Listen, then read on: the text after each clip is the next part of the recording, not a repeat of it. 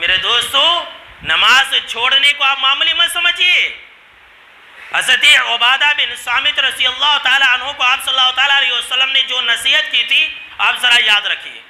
آپ صلی اللہ تعالیٰ علیہ وسلم نے کہا کہ دیکھو تم لوگ جان بوجھ کر کے نماز مت چھوڑنا. جی ہاں ذرا غور سے سن لیجئے. تم لوگ جان بوجھ کر کے نماز مت چھوڑنا، اس لیے کہ جس نے فمن ترکها متعمدا فقد خرج من الملہ، اس لیے کہ جس نے جان بوجھ کر کے نماز چھوڑ دیا وہ مذہب اسلام سے نکل گیا. اللہ کی پناہ. ایسے لوگوں کے اسلام کا کوئی اعتبار نہیں ہے.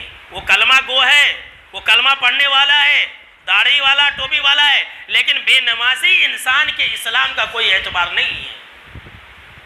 حضرت ام ایمن رضی اللہ تعالی عنہ کو آپ صلی اللہ تعالیٰ علیہ وسلم نصیحت کی اور کہا کہ اے ام ایمن نماز کو کبھی مت چھوڑنا، نماز کو کبھی مت چھوڑنا، اس لیے کہ جو انسان نماز کو چھوڑ دیا وہ انسان اللہ اس کے رسول صلی اللہ تعالیٰ علیہ وسلم کے ذمے سے ہٹ گیا. اب وہ انسان کہیں پر جا کر کے مر جائے، ہلاک و برباد ہو جائے، اس کا ایکسیڈنٹ ہو جائے، اس کا ستیہ ناش ہو جائے، ایسے لوگوں کی اللہ فکر نہیں کرتا. اللہ کی پناہ. اللہ کے ذمے سے نکل جاتا ہے، اللہ کی حفاظت سے نکل جاتا ہے. اور تو اور حضرت عمر رضی اللہ تعالیٰ عنہ نے جو کہا ہے میرے دوستو ذرا دل پر بیٹھا کر کے جانا.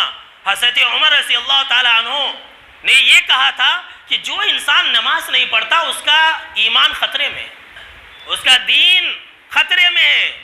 فرمایا حضرت عمر رضی اللہ تعالیٰ عنہ نے کہ لا حظ فی الاسلام لمن ترک الصلاۃ، جس نے نماز کو چھوڑ دیا اسلام میں اس کا کوئی حصہ نہیں ہے. اللہ کی پناہ.